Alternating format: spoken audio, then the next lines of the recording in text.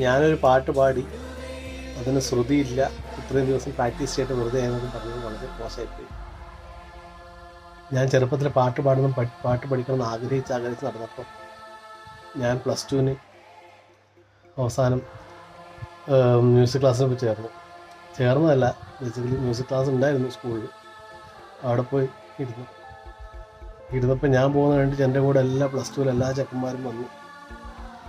അപ്പോഴേ മ്യൂസിക് സാർക്ക് കാര്യം മനസ്സിലായി. എന്നാണ്